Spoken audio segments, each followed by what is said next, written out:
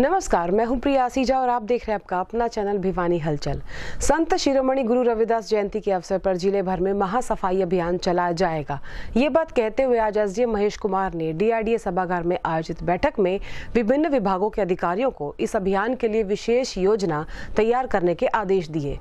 प्रदेश सरकार के निर्देशानुसार संत शिरोमणि गुरु रविदास जयंती के उपलक्ष्य में 13 फरवरी से जिले भर में महासफाई अभियान चलाया जाएगा। महासफाई अभियान में आमजन को जोड़ा जाएगा तथा यह सफाई अभियान ग्रामीण व शहरी दोनों क्षेत्रों में चलाया जाएगा। यह जानकारी एसडीएम महेश कुमार ने वीरवार को स्थानीय लघु सचिवालय स्थित डीआरडीए सभागार में विभिन्न विभागों के अधिकारियों की बैठक को संबोधित करते हुए दी। एसडीएम ने बताया कि यह महासफाई अभियान पूरे प्रदेश भर में चलाया जाएगा। उन्होंने पंचायत, महिला एवं बाल विकास विभाग, शिक्षा विभाग और डीआरडीए से संबंधित अधिकारियों को निर्देश दिए कि वे महासफाई अभियान के बारे में विशेष कार्य योजना तैयार करें। उन्होंने बताया कि सफाई अभियान में अधिक से अधिक लोगों को जोड़ा जाएगा ताकि ग्रामीण व शहरी क्षेत्र को गंदगी से मुक्त बनाया जा सके। वहीं उन्होंने बताया कि यह महासफाई अभियान आगामी आदेशों तक जारी रहेगा। इसी के साथ वीरवार को एसडीएम कार्यालय में तैनात लिपिक राजेश शेखावत के जन्मदिन के अवसर पर लघु सचिवालय परिसर में त्रिवेणी लगाने के दौरान एसडीएम महेश कुमार ने कहा कि पर्यावरण संरक्षण के प्रति आमजन को जागरूक होना पड़ेगा। उन्होंने कहा कि हम भौतिक वस्तु की पूर्ति के लिए पेड़ों की अंधाधुंध कटाई कर रहे हैं, लेकिन उतनी संख्या में पौधारोपण नहीं करते। वहीं दूसरी ओर वाहन व उद्योगों से निकलने वाले धुएं से भी पर्यावरण प्रदूषित होता है। इसमें हवा दूषित होती है जिससे लोग बीमार पड़ते हैं। उन्होंने कहा कि हमें अधिक से अधिक पौधारोपण करना चाहिए। आज हमारे काफ़ी मेहनती और कर्मठ कर्मचारी हैं राजेश जी, उनका आज जन्मदिन है। तो उनके जन्मदिन के उपलक्ष्य में आज त्रिवेणी लगाई गई है। इसका उद्देश्य यही है कि सभी लोगों के को अपना पर्यावरण के प्रति जागरूक करना, और उद्देश्य भी यही है कि भाई हमारा पर्यावरण स्वच्छ रहे, साफ रहे, क्योंकि ग्लोबल वार्मिंग काफ़ी हो चुकी है।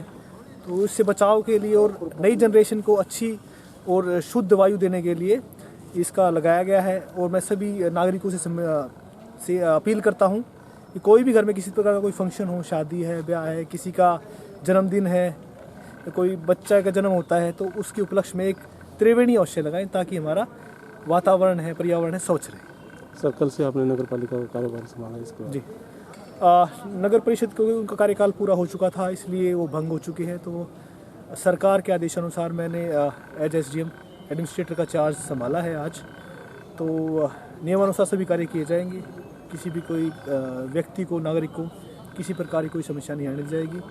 इसके अतिरिक्त मैं सभी प्रबुद्ध नागरिकों से अपील भी करता हूं कि स्वच्छता का एक खुद भी सहयोग करें स्वच्छता के लिए, और आपके जो अधिकार हैं, अधिकारों के साथ कर्तव्य भी संविधान द्वारा दिए गए हैं, उन कर्तव्यों का भी पालन करें।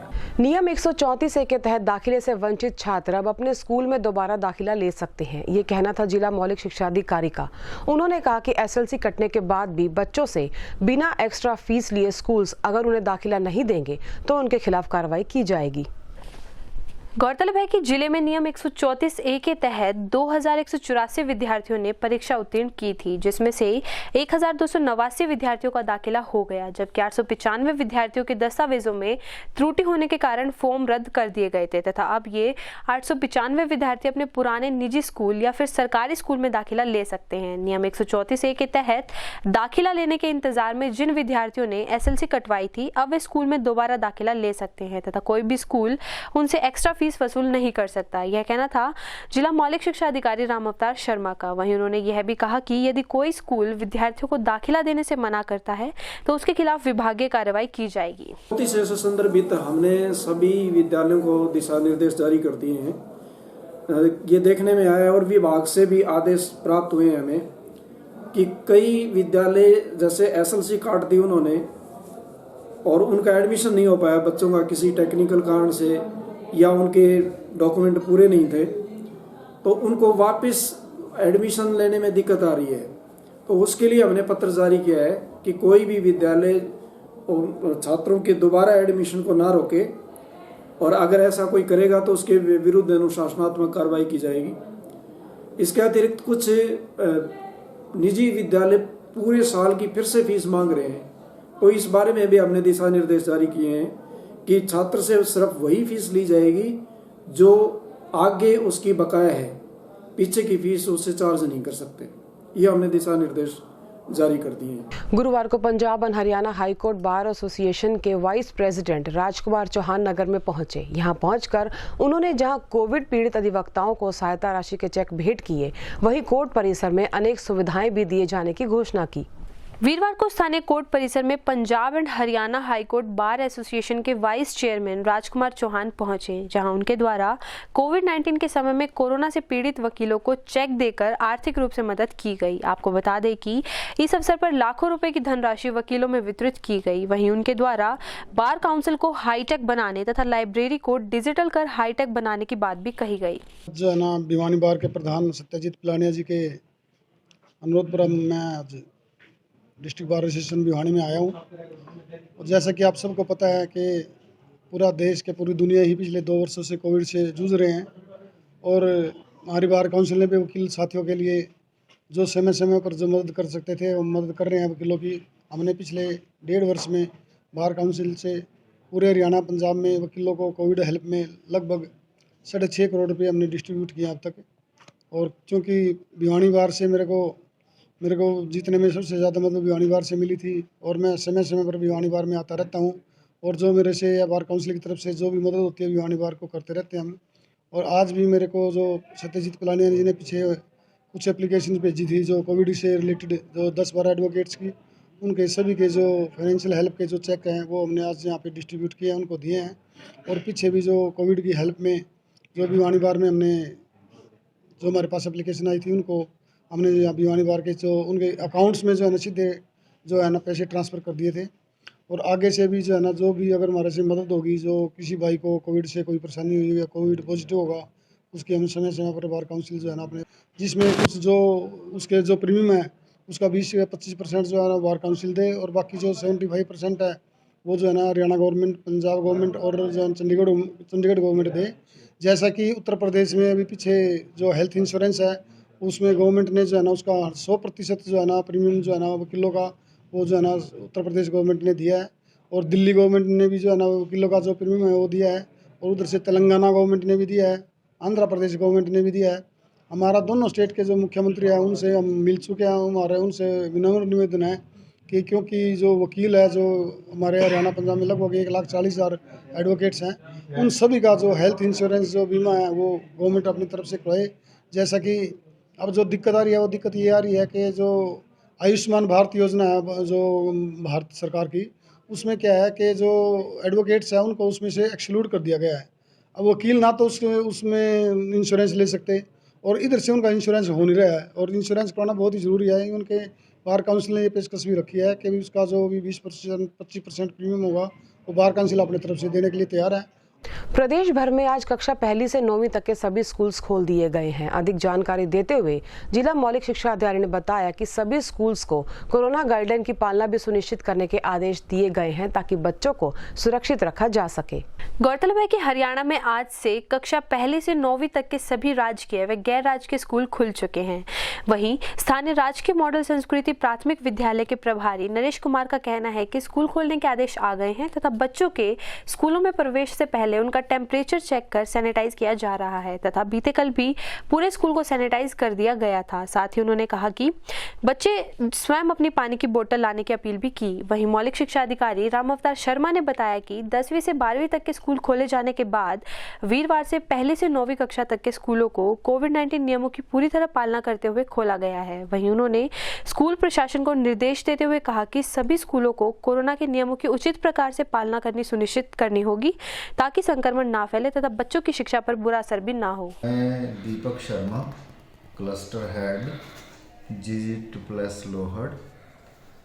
हमारे यहाँ प्रांगण में 4 विद्यालय हैं और 1 फरवरी से 10th से 12th के बच्चों के लिए विद्यालय खोल दिए गए थे, और हिदायत ये थी कि जिस बच्चे ने वैक्सीनेशन कराया है केवल उन्हीं को कक्षा में बैठाया जाए। हिदायतों का पालन किया गया, और आज 10 फरवरी से हरियाणा सरकार ने कक्षा 1 से 9th के बच्चों को भी बुला लिया है। उनके लिए भी विद्यालय पूर्ण रूप से खोल दिए गए हैं, और आज बच्चों की संख्या थोड़ी कम है, लेकिन अभी धीरे धीरे बच्चे बढ़ जाएंगे। बच्चों को जैसा गाइडलाइन हमें मिली हैं उसी के अनुरूप हिदायतों के अनुसार बिठाया गया है। सोशल डिस्टेंसिंग का पालन किया जा रहा है और मास्क लगाने की सख्त आदेश हैं, तो मास्क का प्रयोग किया जा रहा है। और जो बच्चे 15 साल से ऊपर के हैं उनके लिए वैक्सीनेशन आवश्यक है, तो लगभग बच्चों ने वैक्सीनेशन करा लिया है और उनके सर्टिफिकेट जांच करने के उपरांत ही उनको बैठाया जा रहा है। नियम तो वैसे स्कूलों को पूरी तरह से खोल दिया गया है, सैनिटाइजेशन ज़रूरी है और थोड़ी डिस्टेंस मेंटेन करना, जो स्टैंडर्ड ऑपरेशन प्रोसीजर जो दे रखे हैं सरकार ने उनको तो फॉलो करना ही है। सभी बच्चों के अभिभावकों की विद्यालय में प्रवेश करने की अनुमति छात्र लेकर आएंगे, तभी विद्यालय के अंदर छात्र की एंट्री होगी और उसकी पढ़ाई। तो जो आज स्कूल खुले हैं वो कौन सी कक्षा से और कितनी तक के? पहली कक्षा से 9वीं तक अब सब स्कूल खुल गए हैं। पहली से 12वीं तक सारे स्कूल खुले हुए हैं और छात्रों का समय वैसे 1 बजे तक है, 9:30 बजे से 1 बजे तक, लेकिन अध्यापकों का 9:30 बजे से 2:30 बजे तक है। परीक्षाओं को ऑनलाइन व ऑफलाइन दोनों तरीके से आयोजित कराए जाने की मांग लेकर एक बार फिर इंसो जिला इकाई ने चौधरी बंसीलाल विश्वविद्यालय में जमकर बवाल काटा। इस दौरान कुल सचिव को अपना मांग पत्र सौंपते हुए इंसो सदस्यों ने 3 दिन में मांग पूरी करने का अल्टीमेटम विश्वविद्यालय पदाधिकारियों को दिया, अन्यथा किसी भी कर्मचारी को विश्वविद्यालय में न आने देने की बात भी कही। परीक्षा को ऑनलाइन व ऑफलाइन दोनों तौर पर आयोजित करवाए जाने की मांग को लेकर इंसो द्वारा बार बार चौधरी बंसीलाल विश्वविद्यालय में प्रदर्शन कर ज्ञापन सौंपे जा रहे हैं, लेकिन फिर भी उनकी मांगों की कोई सुनवाई नहीं हो रही। इसी कड़ी में वीरवार को एक बार फिर से इंसो जिला अध्यक्ष सेठी धनाना के नेतृत्व में छात्रों ने परीक्षाओं को ऑनलाइन व ऑफलाइन तौर पर आयोजित करवाए जाने की मांग को लेकर चौधरी बंसीलाल विश्वविद्यालय में जमकर बवाल काटा। वे परीक्षा को ऑनलाइन व ऑफलाइन आयोजित करवाने, परीक्षा पैटर्न कोविड-19 पैटर्न के अनुसार हो, जिसमें 3 घंटे में कोई भी 4 प्रश्न हल करने को दिए जाने की मांग को लेकर कुल सचिव को ज्ञापन सौंपा। इस मौके पर इंसो जिलाध्यक्ष सेठी धनाना ने परीक्षा ब्रांच का नाम बदलकर गलती ब्रांच रखने को भी कहा तथा प्रदर्शन के दौरान इंसो पदाधिकारियों ने चेतावनी दी कि यदि 3 दिनों में मांग पूरी नहीं हुई तो सीबीएलयू के किसी भी कर्मचारी या अधिकारी को विश्वविद्यालय में प्रवेश नहीं करने दिया जाएगा तथा छात्र स्वयं कुर्सी पर बैठकर विद्यार्थी हित का फैसला लेंगे। उन्होंने कहा कि वे छात्र हित को लेकर डंडे खाने, जेल जाने व मुकदमा दर्ज करवाने को भी तैयार है। वहीं इंसो जिलाध्यक्ष सेठी धनाना ने कहा कि वे बार-बार विद्यार्थियों के हितों की मांग से सीबीएलयू प्रशासन को अवगत करवा चुके हैं, लेकिन हर बार उन्हें सिर्फ टकरा दिया जाता है, लेकिन अब की बार वे ठोस फैसला लेकर यहां पहुंचे हैं। इंसो जिला इकाई भिवानी द्वारा ऑनलाइन और ऑफलाइन दोनों मोड कवि क्लब स्टूडेंट को दिया जाए, इसको लेकर प्रदर्शन किया गया है।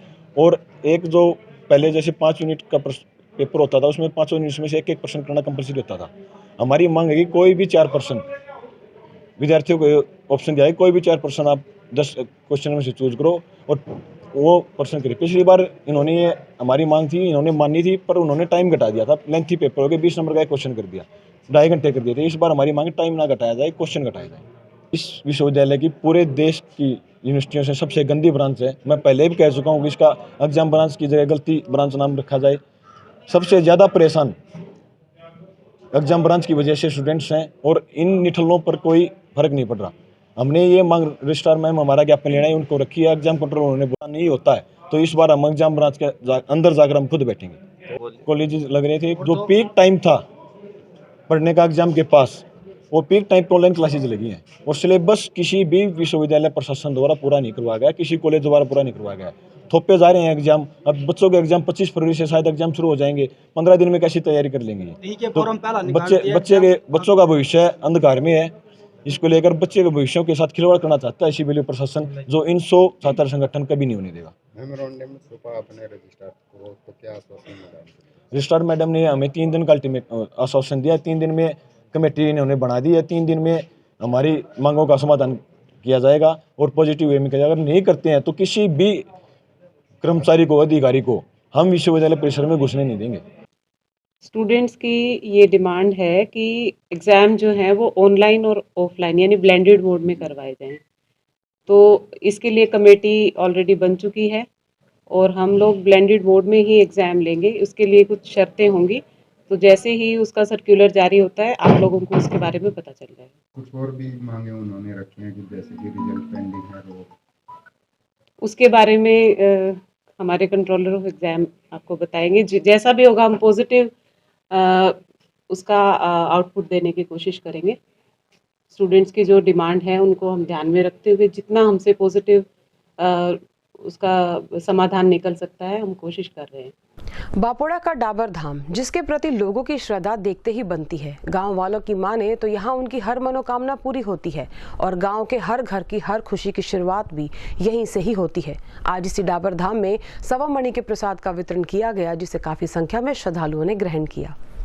वीरवार को बापोड़ा बीरन रोड स्थित डाबर धाम बापोड़ा में स्वामिनी का आयोजन किया गया जिसमें दूर दराज से लोगों ने आकर यहां प्रसाद ग्रहण किया व अपनी मनोकामनाएं मांगी। आपको बता दें कि चांदन में यहां स्वामिनी का आयोजन हर बार किया जाता है। वहीं डाबर धाम बापोड़ा के महंत वीरेंद्र कौशिक ने बताया कि धाम 10,000 साल पुराना है तथा यहाँ पर मांगी गई हर मुराद पूरी होती है। उन्होंने यह भी बताया कि धाम शक्ति पुंज का प्रतीक है तथा यहाँ पर चमत्कार होते हुए देखे गए हैं। पंचबीर बाबा अपने सभी भक्तों की मनोकामनाएं पूर्ण करते हैं। साथ ही उन्होंने बताया कि धाम में 13 महीने तक पांडवों ने वास किया था तथा उसके बाद वे तो शाम के लिए रवाना हुए थे। मैं महंत बोलते हैं मुझे वीरेंद्र कौशिक, और ये 1.25 मणि जो है हर चांदन को लगती है, कभी भी को लगाते रहते हैं लोग।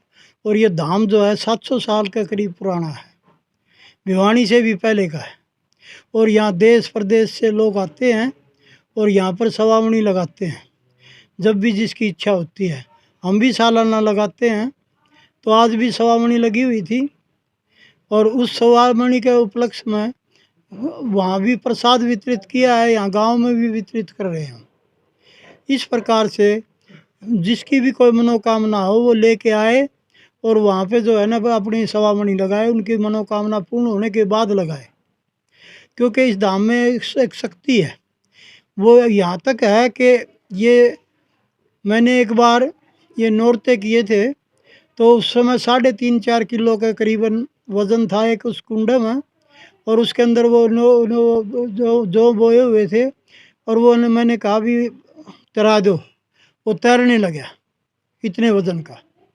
और उस समय मेरे साथ था साधु राम काबा और 2 राजपूत बाहर से आए हुए थे बावड़ से, और एक बापोड़े का था कालू लड़का जिस समय वो चला आया। तो इस प्रकार ऐसे ऐसे चमत्कार देखे हैं। वैसे ये धाम के बारे में जब मैंने जो बड़ी कोशिश करके तपस्या करके पता किया तो ये 10,000 साल पुराना है, क्योंकि यहाँ पे पांडु भी आए थे और पांडु जो है यहाँ पे 13 महीने रहे थे। फिर कृष्ण भगवान ने उनसे कहा कि आप अब यहाँ से निकल जाओ, क्योंकि दुर्योधन को पता लग गया है, और वो फिर यहाँ से वहाँ चले गए तो शाम। इससे जो इसकी मैं आपको कितनी कथाएं बताऊं, असलियत है ये। इसके अंदर कांच की पैड़ी, हमारे बुजुर्ग बताया करते हैं, धाम के अंदर कांच की पैड़ी है सरोवर में। और इतना ही नहीं, एक आदमी कुआं में पड़ गया था, दिलीप नाम था उसका, और वो 8 घंटे में जिंदा निकला था और लोगों ने बड़ी खुशी मनाई थी 8 घंटे के बाद। और यहाँ पे जो है मेला लगता है साल में 2 बार, नौरतों का, देवी के नौरते किए जाते हैं। बड़ा भारी मेला भरता है, कुश्ती कबड्डी और घुड़दौड़ की यहाँ पे उनको इनाम दिया जाता है। इस प्रकार से यहाँ पर जो धाम पर लोग आने वाले प्रसाद में गुड़ की वो 5 किलो गुड़ चढ़ाते हैं, जो गुड़ यहाँ प्रसाद का चढ़ता है। और एक चीज़ इसमें मैं आपको विशेष तौर पे बताना चाहता हूँ, लोग गुड़ के साथ साथ यहाँ बीड़ी सिगरेट तम्बाकू वगैरह भी चढ़ाते हैं, जो इसकी शुरू से ही परंपरा है और लोग उसको निभा रहे हैं।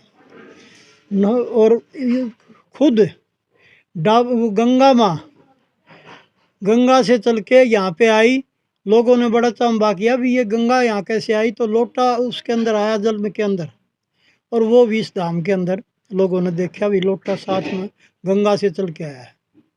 इस प्रकार से अनेकों इसकी जो है लीलाएँ हैं। मुर्दा को जिंदा कर देते हैं अगर किसी की सच्ची भावना हो तो उसको बचाते हैं। जो लोग इसके प्रति आस्था करते हैं, यहाँ तक देखा मैंने कि विदेशों से लोग बहुत आ रहे हैं, और पंजाब, राजस्थान, दिल्ली, हरियाणा, यूपी, इतनी दुनिया आई है कि मतलब इसके बारे में मैं ज़्यादा व्याख्या नहीं कर सकता मेरी मौजूदगी में।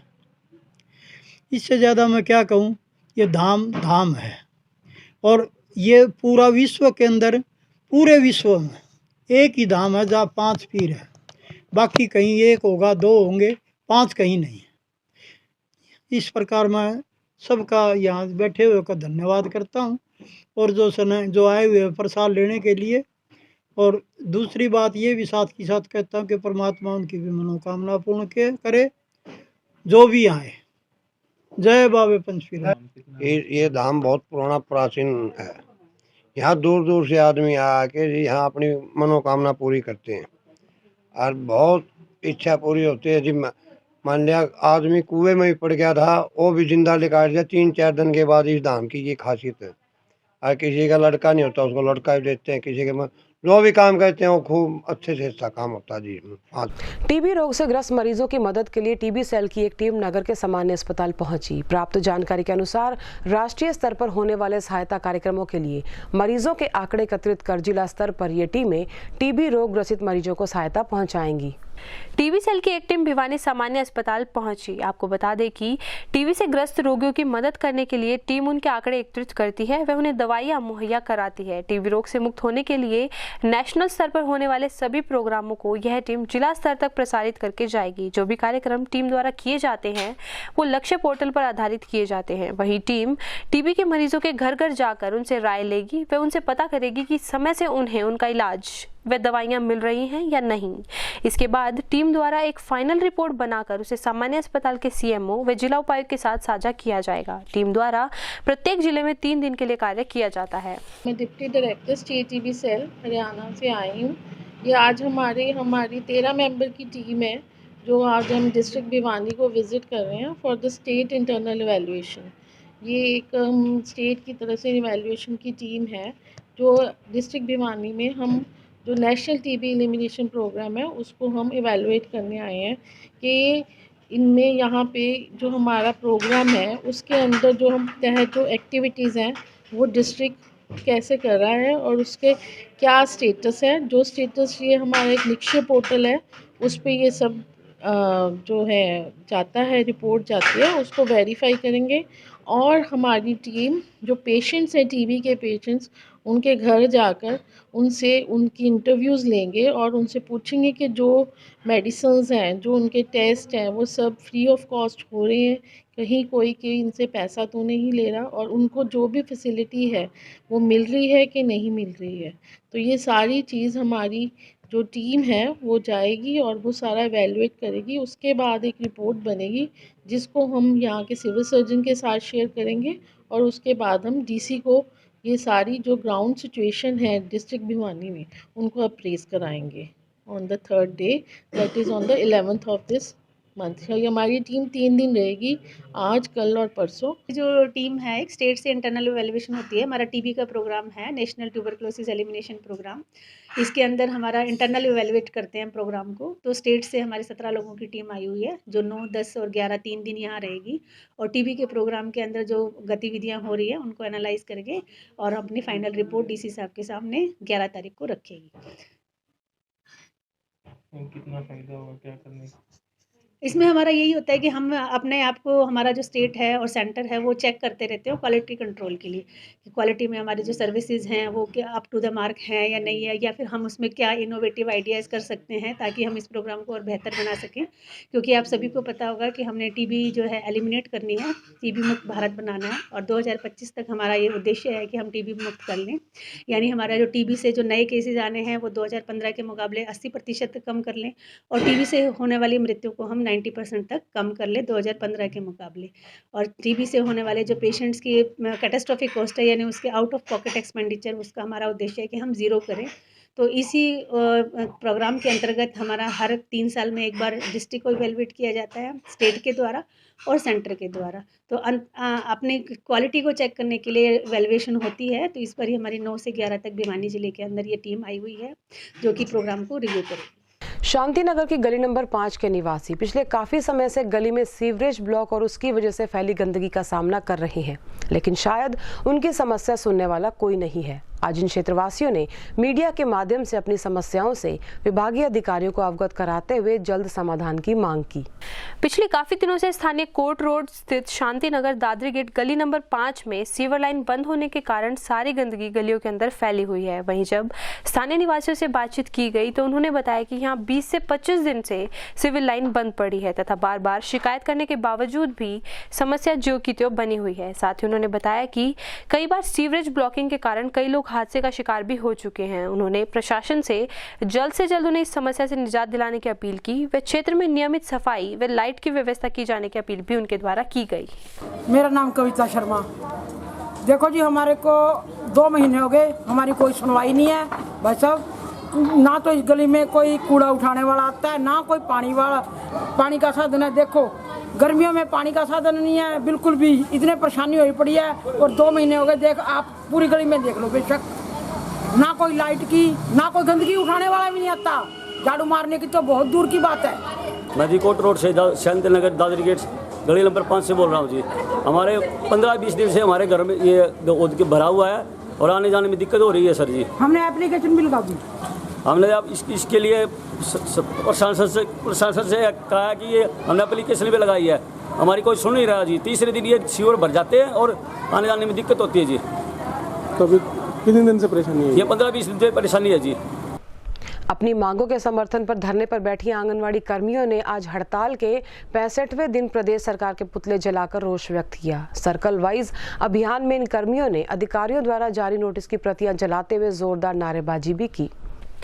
भिवानी के आंगनवाड़ी कर्मियों ने आज 65वें दिन हड़ताल करके सर्कल वाइज नोटिस व खट्टर सरकार के पुतले जलाकर रोष जताया। वे अपनी मांगों के समर्थन में सरकार के खिलाफ जोरदार नारेबाजी की। सर्कल वाइज अभियान में दिनोद गेट, हनुमान ढानी, पुराना bus stand, Dadri gate, Kairu, Devrala, Juil, Lohani, Chang, Mitathal, Bundal, Dhanana, Bamla, Tigrana में भाजपा जजपा सरकार के पुतले जलाए व अधिकारियों द्वारा निकाले गए नोटिस भी जलाए। आपको बता दें कि बीते कल भी आंगनवाड़ी वर्कर्स द्वारा विधायक घनश्याम सराफ को ज्ञापन सौंपा गया था। वहीं सर्कल वाइज पुतला फूंक रहे आंगनवाड़ी वर्कर्स एवं हेल्पर्स को संबोधित करते हुए सीटों व यूनियन नेताओं ने कहा कि भाजपा जजपा सरकार लगातार जन विरोधी फैसले ले रही है। सरकार की नीतियों के चलते जहां एक तरफ महंगाई बेरोजगारी बढ़ रही है, वहीं दूसरी ओर सरकार जनता की कल्याणकारी योजनाओं के बजट में लगातार कटौती कर रही है। इस साल के बजट में सरकार ने पूर्ण रूप से जनता विरोधी व कॉर्पोरेट हितैषी बजट पास किया है। इस बजट में जहां कॉर्पोरेट टैक्स को घटाकर 15% कर दिया है, वहीं दूसरी ओर ICDS के लिए कोई बढ़ोतरी नहीं है, बल्कि जनता पर और ज्यादा महंगाई व बेरोजगारी लादने का ही काम किया है। वहीं यूनियन नेताओं ने चेतावनी देते हुए कहा कि अगर किसी भी आंगनवाड़ी कर्मी ने दबाव में कोई गलत कदम उठा लिया तो उसकी जिम्मेदारी अधिकारियों व सुपरवाइजर की होगी, जिसके भविष्य में परिणाम भुगतने होंगे तथा 14 फरवरी को सरकार की हठधर्मिता का मुंह तोड़ जवाब देने के लिए करनाल मुख्यमंत्री आवास पर पड़ाव डालकर बैठेंगी, जिसकी जिम्मेदारी भी सरकार की होगी। पुतला फूंक दिया है और हम सरकार से अपनी मांगों के लिए अड़े हुए हैं। सरकार ने जो 2018 में हमसे वादा किया था कि आपको कुशल और अर्ध कुशल का दर्जा दूंगा, और जो प्रधानमंत्री जी ने हमें दिवाली का तोहफा दिया था 1500 और 750, वो भी आज हमें 4 साल हो गए अब तक नहीं मिला है। तो इसलिए हम अपनी मांगों के लिए आज 64 दिन हो गए हमें धरने पर बैठे हुए।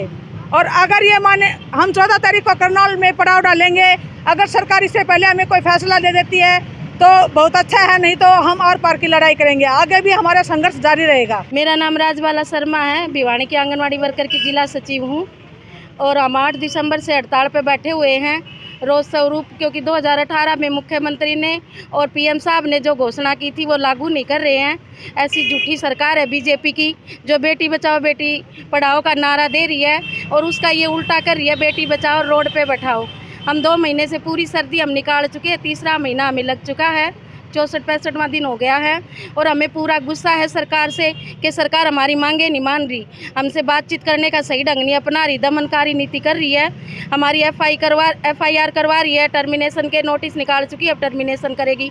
इसे सरकार से हमारा और आंदोलन उग्र रूप लेगा। सरकार पे प्रदर्शन है, हर जगह सरकार के पुतले फूके जाएंगे रोज स्वरूप और जनता को हम ये बताएंगे कि ये सरकार कैसी है। एक दिवसीय प्रदर्शन नहीं है, महापड़ाव है और आपकी मीडिया के माध्यम से और यहाँ CID के भाई सुन रहे होंगे, उनके द्वारा हम सरकार को चेताना चाहते हैं, या तो 14 तारीख तक आप बातचीत का रवैया कर ले, हमारे से बातचीत करें और उचित मांग पर हमारा समाधान करें, नहीं तो हम फिर पीछे हटने वाले नहीं। अब हमारी आर पार की लड़ाई है। हाँ जी, आज आपने विधायक के यहाँ धरना दिया, उन्होंने क्या आश्वासन दिया? आश्वासन यही दिया सरकार आपसे बातचीत करेगी और हम कोशिश करेंगे आपकी बातें मनवाने का। तो अब आप क्या कहेंगे? अब हम क्या कहेंगे सर, धरना तो हमारा 15 तक है ही हड़ताल का, और जब तक मांगे नहीं मानी जाती और बातचीत करके उचित रास्ता नहीं निकाला जाता तब तक हमारी धरना। तो ये कह रहा हूँ कि आंगनबाड़ियों ने जो अपना ज्ञापन दिया है, हम उस ज्ञापन को एक माध्यम मान के माननीय मंत्री हमारी कमलेश ढांडा जी हैं, उनको और माननीय मुख्यमंत्री जी को अवगत कराएंगे कि इनकी कुछ न कुछ समस्या का हल आप करें, जिससे कि ये लोग प्रदर्शन न करें।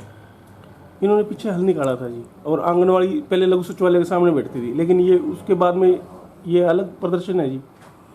ऐसा है जी, इनके प्रदर्शन तो देखो कोर्ट के बाहर तो लगातार चल ही रहा है। नहीं, पहले और थी जी, अब ये अलग है। आज जो आंगनबाड़ी वर्कर्स हमारे बीच में आई हैं, 100 के करीब इनकी संख्या थी, और इनको यही जवाब हमने दिया है कि मैडम कमलेश ढांडा और माननीय मुख्यमंत्री जी से मिलकर आप। और इसी के साथ दीजिए हमारी पूरी टीम को इजाजत, बने रहिए भिवानी हलचल के साथ।